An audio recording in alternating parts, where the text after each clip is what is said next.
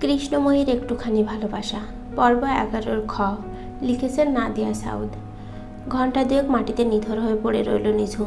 মুখ বাঁধা থাকার ফলে নিঃশ্বাস নিতে কষ্ট হচ্ছে।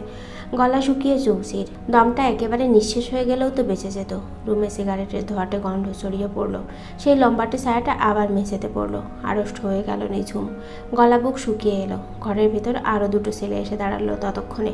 যুবক বয়সী, রোগা পটকা দেহ, কালশিটে চোখ দুটো দেবে আছে, চাপার হাড় সুস্পষ্ট। একজন এগিয়ে এসে নিঝুমের মুখের বাঁধন খুলে দিল। ঘন ঘন শ্বাস ফেলল নিঝুম, পানি চাইল। বাইরে থেকে সেই গমগমে ভরাট স্বরটা আবারও কানে ভেসে আসলো। একটা ঝামেলা শেষ করার আগে আরেকটা হাজির। তোর জামাইটাও থানাতে গেছে। বেচারা নিজে বিপদটাই না আনছে। নেক্সট টার্গেট সে। ওর বংশই নিশ্চিহ্ন কইরা দিমু। পথের কাটা কেমনে উফড়ায় ফেলতে হয় সেটা খুব ভালো কইরা জানা আছে আমার। মুখের কাছে ছেলেটা পানির বোতল ধরতেই ঢকঢক করে খেয়ে নিল নিঝুম। বাবার জন্য দুশ্চিন্তা হচ্ছে। ইসাবের সঙ্গে বাবাও নিশ্চয় থানাতে গিয়েছে। এরা বাবাকেও তুলে আনবে না তো? অজানা আশঙ্কায় হাত পা অবশ হয়ে গেল নিঝুমের। শুকনো ঢোক গিলে নিয়ে মনে সাহস জুগিয়ে বলল, কী উদ্দেশ্য আপনাদের? আমার নুহা আপুকে আপনারাই কোথাও সরিয়ে দিয়েছেন, তাই না? কথার মাঝে হুঙ্কার ছাড়ল সেই পুরুষালী কণ্ঠটি। মুহূর্তে স্তব্ধ হয়ে গেল নিঝুম। ভয় তার শরীরকে শীতল করে তুলল। মৃদু কাঁপছে সে। বাকি কথা বলার সাহস পেল না। জানালার ওপাশে দাঁড়িয়ে থাকা লোকটি শক্ত গলায় বলল, তোর বইন নুহার নিজ ইচ্ছায় রবিনের হাত ধইরা পালাইছে। আমার কাছে ভিডিও আছে ওগো দুইজনের। ঘরে দাঁড়িয়ে থাকা এক ছেলে এগিয়ে এসে নিঝুমের চোখের সামনে মোবাইল ধরল। ভিডিওতে দেখা যাচ্ছে রবিনের কাঁধে মাথা রেখে হাসছে নুহা। দুজনের হাত জড়িয়ে ধরা, খুনসুটিতে মত্ত। এক মুহূর্তের জন্য নিজের চোখে বিশ্বাস হলো না নিঝুমের। নুহা পাগলের মতো ভালোবাসি ইসাবকে। তবে ভিডিওটাও তো মিথ্যে নয়। রবিনের সাথেই কিশোরী বয়সে প্রেমের সম্পর্কে জড়িয়েছিল নুহা। কিন্তু এই লোক রবিনের কথা কিভাবে জানলো? কাপা গলায় প্রশ্ন করল নিঝুম। কে কে আপনি? আমার বোন যদি স্বেচ্ছায় চলে গিয়ে থাকে তাহলে আমাকে কেন তুলে এনেছেন? নিঝুমের কথায় শব্দ করে হেসে বলল লোকটি। মোহাম্মদপুরে তাদের কয়েকটি গ্যাং আছে। রবিন আগে গ্যাংয়ের হয়ে কাজ করত। নিঝুম থানায় চিঠি করার পর পুলিশ তাদের গ্যাংয়ের সদস্যদের তদন্তে নামে। এর মাঝে কয়েকজন সদস্য অন্য অপরাধের অভিযোগে গ্রেপ্তারও হয়েছে। আর এই সব কিছুর সূত্রপাত হয়েছে নিঝুমের কারণে। রাগে ক্ষোভে তুলে এনেছে তাকে। লোকটির কথা শুনে নির্বাক হয়ে গেল নিঝুম। পুলিশ জিজ্ঞাসাবাদ করার সময় সেই এলাকার বখাটে ছেলেপেলেগুলোর নাম বলেছিল। এটাই যে কাল হয়ে দাঁড়াবে ভাবেনি। বোন স্বেচ্ছায় চলে গিয়েছে, অথচ তাকে নিরর্থক খুঁজতে গিয়ে নিঝুম নিজেই এখন বিপদের সম্মুখীন। তার সাথে আরও কয়েকজনের জীবনও বিপদের মুখে। রাগের বসে সব কিছু শেষ করে দিতে এরা দুবারও ভাববে না। নিঝুমকে কিছু বলার সুযোগ না দিয়ে ফের মুখটা বেঁধে দিল। গলা ফাটিয়ে চিৎকার করতে চাইল নিঝুম। নীরবে অশ্রু ঝরল চোখ দিয়ে। বেশ বুঝতে পারছে এরা খুব বড় কোনো চক্র। এদের হাত অনেক দূরে। অজান্তেই সাপের লেজে পা ফেলেছে সে। সবল তো খেতেই হবে। নুহা ওর আপন বোন, ভাবতেও ঘৃণা লাগছে। লোকটি ফোনে কারোর সাথে কথা বলছে। নিঝুমকে এক্ষুনি পাঠিয়ে দিবে জানালো। এই প্রথম নিজেকে ভীষণ অসহায় লাগছে নিঝুমের। দুজন ছেলে এসে বেশ শক্ত করে ধরে বাইরে নিয়ে আসলো নিঝুমকে। সাহায্যের আশায় উদ্ভ্রান্তের মতো এদিক সেদিক তাকালো নিঝুম। যতদূর দৃষ্টি যায় কেবল বিশাল পাহাড় দানবের মতো আকৃতি নিয়ে দাঁড়িয়ে আছে। গুটগুটে অন্ধকার চারিদিকে। মনে হচ্ছে জায়গাটা লোকালয় থেকে অনেকটা দূরে। হিম হাওয়া ছড়িয়েছে চারিপাশে। মাটির অসমতল রাস্তা পেরিয়ে কিছুক্ষণ হাঁটার পর সামনে একটা থেমে থাকা সাদা মাইক্রোবাস নজরে পড়ল। লোক দুটোর কথা মতো বাধ্য মেয়ের মতো গাড়িতে উঠে বসলো নিঝুম। গায়ে গুই করল না। পাশে যদি ধস্তাধস্তি করে তার সাথে। নিঝুমের পা দুটো বেঁধে দিয়ে গাড়ি থেকে নেমে গেল ছেলে দুটো। গাড়ি সিটে নীরবে বসে রইল নিঝুম। ঠুনকো জীবনটা অতি তুচ্ছ মনে হচ্ছে। সেই অবধি কোনো উপায়ন্তর না পেলে নিজেকে শেষ করে ফেলবে। তবুও এদের ইচ্ছে পূরণ হতে দেবে না। ভাবনার মাঝে নাকে মুখে কেউ কাপড়ের টুকরো চেপে ধরল। বাঁধা হাত পা ছুটতে চেষ্টা করলো নিঝুম। মাথা নেড়ে সরিয়ে দিতে চাইল। এই মুহূর্তে ঠিক কী করছে তার সঙ্গে বুঝতে বাকি নেই। ক্লোরোফর্ম পদার্থ মিশ্রিত কাপড় সমেত শ্বাস নিতে অচেতন হয়ে গেল সে। ধীরে ধীরে বন্ধ হয়ে গেল চোখের পাতা। মনে মনে বাবাকে ডাকলো বার কয়েক। সকাল হয়েছে বেশ অনেকক্ষণ আগে। গাড়ির চাকার কাছে হাঁটু গেড়ে বসে আছে ইসাব। সারা রাত পরিচিত সব জায়গায় নিঝুমের খোঁজ করেছে। থানা থেকে কোনো খবর আসেনি। মনে হচ্ছে হাত পা বেঁধে কেউ উত্তাল সাগরে ফেলে দিয়েছে তাকে। অপদার্থ মনে হচ্ছে নিজেকে। হাতে থাকা কামরুল আঙ্কেলে ফোনের স্ক্রিনে তাকিয়ে আছে ইসাব। নুহা, নিঝুম আর তার বাবার হাস্যোজ্জ্বল ছবি। ইসাবের চোখ গড়িয়ে এক ফোঁটা জল নিঝুমের ছবির উপর পড়ল। বৃদ্ধাঙ্গুলি দিয়ে মুছে নিয়ে বলল সে, ফিরে এসো মেয়ে, তোমার সাথে গোটা জীবন পার করব বলে অপেক্ষায় বসে আছি। পকেটে থাকা ফোনটা বেজে উঠল ইসাবের। তৎক্ষণাৎ পকেট থেকে বের করতে দেখলো বাবার ফোন। তপ্ত শ্বাস ফেলে রিসিভ করলো। ছেলেকে দ্রুত বাড়িতে ফেরার কথা বললেন হাবিব শিকদার। বাদ জহর কামরুল হাসানের জানাজা, তাকে সামিল থাকতে হবে। বাবার কথার প্রত্যুত্তরে কিছু বলতে পারলো না ইসাব। ফোনের ওপাশ থেকে মার কণ্ঠস্বর পাচ্ছে। ছেলের চিন্তায় অস্থির, কান্নাকাটি করছেন ইয়াসমিন বেগম। নিঃশব্দে লাইন কেটে দিল ইসাব। বসা থেকে উঠে দাঁড়ালো। শূন্য হাতে ফিরতে ইচ্ছে করছে না তার।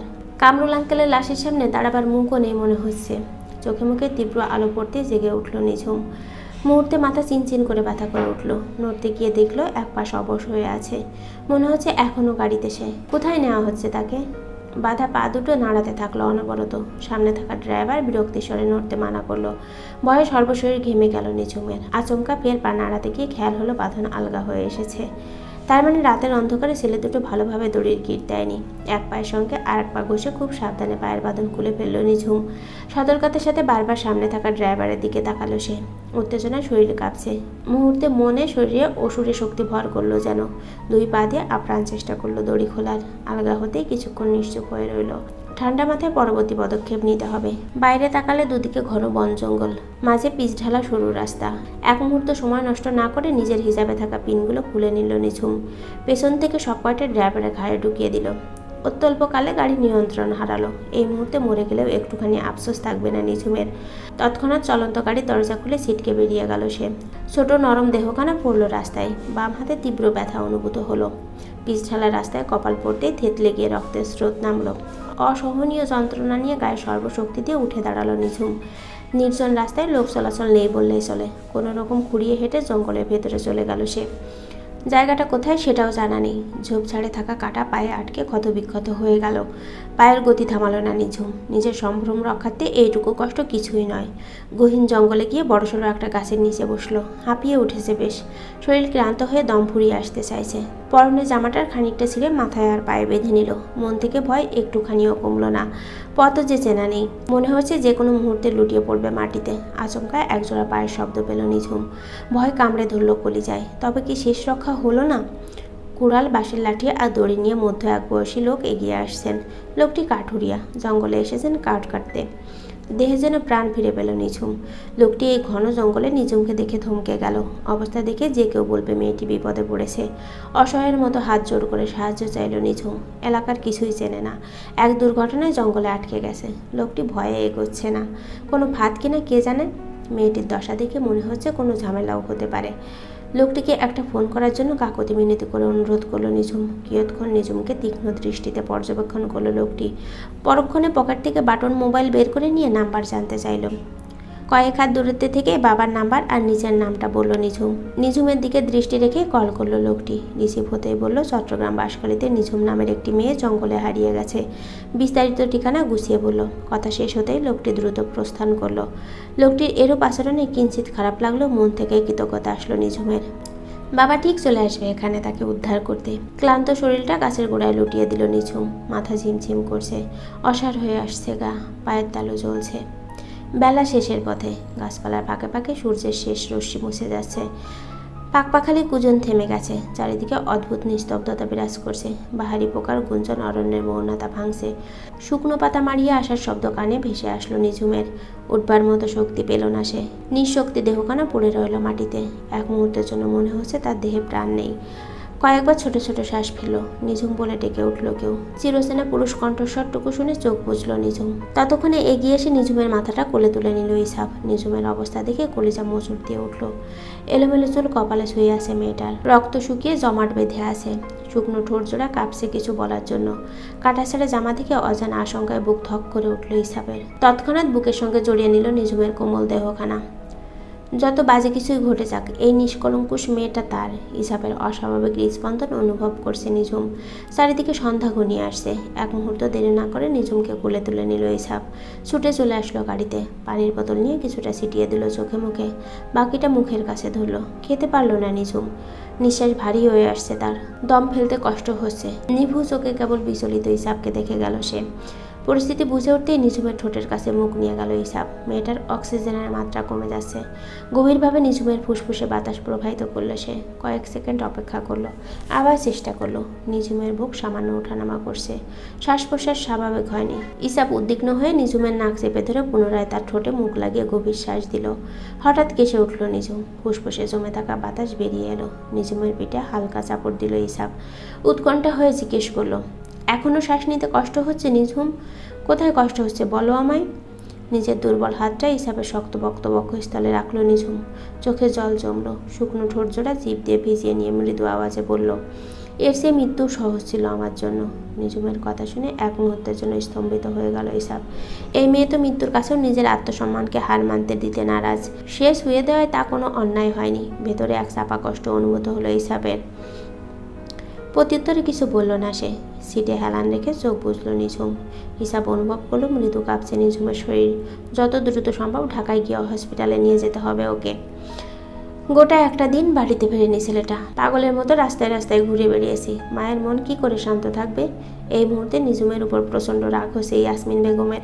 বোনের মতো নিরুদ্দেশ হয়েছে মেয়েটা। দুই বোন মিলে টেনশন দিয়ে বাপটাকেও মেরে ফেলল। ইসাব খানিকক্ষণ আগে বাবাকে ফোন করে জানিয়েছে নিঝুমকে নিয়ে ঢাকায় ফিরেছে সে। ইউনাইটেড হসপিটালে আছে। ছেলের কথায় দুশ্চিন্তা পারল হাবিব শিকদারের। ফোনে যতদূর বলেছে নিঝুমকে আহত পেয়েছে সে। স্ত্রী আর মেয়েকে নিয়ে হাসপাতালের উদ্দেশ্যে রওনা হলেন তিনি। তবে গতকাল থেকে ইসাবের দায়িত্ব চিন্তা দেখে মনে হয়েছে সে এ জন্মে নিঝুমকে ছাড়বে না। ছেলের চোখে ভালোবাসা হারানোর ভয়ে দুটোই দেখেছেন। হসপিটালের বেডে শুয়ে আছে নিঝুম। মাথায় পায়ে ব্যান্ডেজ বাঁধা, হাতে শিরায় স্যালাইন চলছে, মুখে অক্সিজেন মাস্ক। মাথার কাছে বসে আছে ইসাব। নিঝুমের ফ্যাকাশে মুখখানা ভেতরটা চূর্ণ বিচ্ছিন্ন করে দিচ্ছে তার। তেজস্বী কৃষ্ণময়ীর এই দুর্বল রূপ বড্ড বেমানান। ইসাবের করুণ চোখে মুখে নিষ্পলক চেয়ে আছে নিঝুম। এই দুশ্চিন্তা অস্থিরতা মিথ্যা নয় নিশ্চয়ই। সে ভাবেনি ইসাব তাকে উদ্ধার করতে যাবে। সত্যি সে স্বচ্ছ মনের পুরুষ।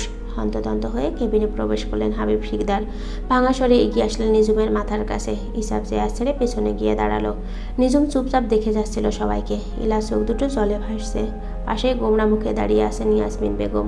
ইসাবের দিকে তাকিয়ে ইশারায় অক্সিজেন মাস্ক খুলে দিতে বলল নিঝুম। ইসাব এগিয়ে এসে মাস্ক খুলে দিতে মৃদু স্বরে বলল সে, আমার বাবা কোথায়? আসেনি? কথাটুকু শুনে শব্দ করে কেঁদে ফেললেন হাবিব শিকদার। নিঝুমের মাথায় আলতো হাত বুলিয়ে গেলেন।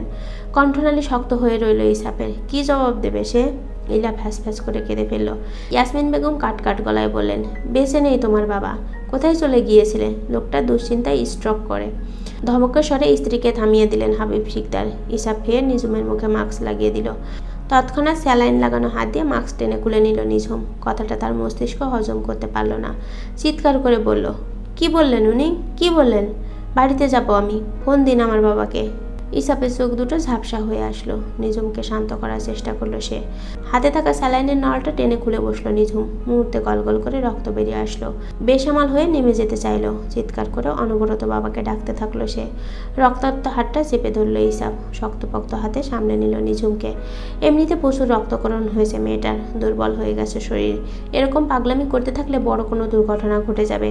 নিঝুমকে বুকের সঙ্গে চেপে ধরে বলল ইসাব, অন্যের কথায় কেন কান দিচ্ছ বোকা মেয়ে? এখনই নিয়ে যাব তোমার বাবার কাছে। শান্ত হও।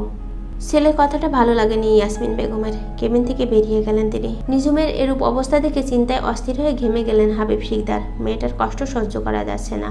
ইলা নার্সকে ডাকতে চলে গেল। এই মুহূর্তে নিঝুমের মন মানসিকতা বেশ বুঝতে পারছে সে। ইসাবের শার্ট মুচড়ে ধরে বুকে মাথা রেখে কাঁদছে নিঝুম। অপর হাতটা ব্যান্ডেজ করে দেওয়ার জন্য টেনে নিল নার্স। নিঝুম কিছুতেই স্থির হচ্ছে না। সামলানো রীতিমতো দুষ্কর হয়ে যাচ্ছে। চিৎকার চেঁচামেচির শব্দ ছোট্ট কেবিনে তরঙ্গের মতো বাজছে। দিশাহীন লাগছে ইসাবের। প্রতিটা কান্নার শব্দ তার অন্তঃকরণে রক্তক্ষরণ বইয়ে দিচ্ছে। আরও শক্ত করে নিজের সাথে জড়িয়ে নিল নিঝুমকে। নার্স গিয়ে ডাক্তারকে ডেকে নিয়ে আসলো। ইসাবের উদ্দেশ্যে ইলা বলল, এই মুহূর্তে নিঝুমকে একবার ওদের বাড়ি থেকে ঘুরিয়ে আনতে। এভাবে মেয়েটা আরও ক্লান্ত নিস্তেজ হয়ে যাচ্ছে। দুজন নার্সের সাহায্যে পুনরায় হাতে ব্যান্ডেজ বেঁধে দিল ডাক্তার। নিঝুমকে কিছুক্ষণের জন্য নিয়ে যাওয়ার অনুমতি চাইল ইসাব। ডাক্তার দনমনো করলো। এভাবে রোগীকে ছাড়া নিষেধ। উত্তরের অপেক্ষা করলো না ইসাব। নিঝুমকে কোলে তুলে নিয়ে বেরিয়ে গেল। কেবিনের বাইরে দাঁড়িয়ে থাকা ইয়াসমিন বেগম অত্যাশ্চর্য দৃষ্টিতে তাকিয়ে রইলেন। এতগুলো মানুষের সামনে নির্লজ্জের মতো কাজটা কিভাবে করলো ইসাব? হসপিটালে অনেকেই তাকিয়ে দেখছিল ইসাবকে। চিৎকার করে বাবাকে ডাকছে নিঝুম। পকেট থেকে রুমাল বের করে চোখ মুছলেন হাবিব শিকদার। শূন্য বাড়িতে নিজুমকে নিয়ে প্রবেশ করলো ইসাব। কাঁদতে কাঁদতে চোখ মুখের বেহাল অবস্থা করে ফেলেছে মেয়েটা। ইসাবের কোল থেকে নেমে খুঁড়িয়ে হেঁটে প্রতিটা রুমে গেল নিজুম। হাত ছাড়লো না ইসাব। বাবার রুমে আসতেই ইসাবকে বলল, আপনি না বলেছেন বাবার কাছে নিয়ে আসবেন, কোথায় আমার বাবা? নিজুমের হাত দুটো ধরে নিয়ে নরম গলায় বলল ইসাব, তুমি সম্পূর্ণ বুঝদার মেয়ে নিজুম, কেউই চিরকাল বেঁচে থাকবে না, এটা মেনে নিতে হবে আমাদের। ইসাবের কথায় কয়েক সেকেন্ড স্তব্ধ হয়ে রইল নিজুম। পরক্ষণে হাত দুটো সজোরে সরিয়ে নিয়ে বলল, আমি মানি না, আমার বাবা আমাকে না বলে কোথাও যাবে না। সে কি জানে না আমি তাকে খুঁজবো? এগিয়ে গিয়ে ওয়ার্ড্রপ থেকে বাবা জামাগুলো নিয়ে বুকে জড়িয়ে হাউমাউ করে কেঁদে ফেলল নিঝুম। ইসাব ঠায় দাঁড়িয়ে দেখলো কান্নারত নিঝুমকে। সান্ত্বনা দেওয়ার মতো কোনো ভাষা নেই তার। শক্ত পাথরে মেয়ের মনটাও আজ দুর্বল হয়ে গুড়িয়ে যাচ্ছে। মনের দিক থেকে আমরা যতই শক্তিশালী হই না কেন, প্রিয় মানুষ হারানোর ভয় দুঃখে অসহায় আর দুর্বল হয়ে যায়। হেসকে উঠছে নিঝুমের, কণ্ঠস্বর ভেঙে এসেছে। কান্না থামিয়ে বলল সে, আমি এক হতভাগ্য সন্তান, শেষবারের মতো তোমার মুখটাও দেখতে পারিনি বাবা। তুমি ছাড়া এই দুনিয়ায় আমার আর কেউ নেই। কার কাছে নিজের মেয়েকে ফেলে স্বার্থপরের মতো চলে গেছো? আমাকেও নিয়ে যাও তোমার পুরো কথা শেষ করতে পারলো না নিঝুম। ঠোঁটের মাঝে আঙুল রেখে কথা থামিয়ে দিল ইসাব। চোখের পানিটুকু মুছে দিয়ে ফের কুলে তুলে নিল নিঝুমকে। কপালে কপাল ঠেকিয়ে কম্পিত স্বরে বলল, আমি আছি তো, আমার জন্য হলেও তোমাকে বাঁচতে হবে এই এক জনম। অস্বাভাবিকভাবে সর্বাঙ্গ কেঁপে উঠল নিঝুমের। মাথা ঘুরতে লাগলো বেগতিক। মুহূর্তে ইসাবের বুকে ঢলে পড়ল সে। ভয়ে অন্তরাত্মা কেঁপে উঠল ইসাবের। বক্ষস্থল ফাঁকা হয়ে আসলো। দ্রুত হসপিটালের উদ্দেশ্যে ছুটল সে। চলবে, বাকি পর্বগুলোর জন্য চ্যানেলেই চোখ রাখুন।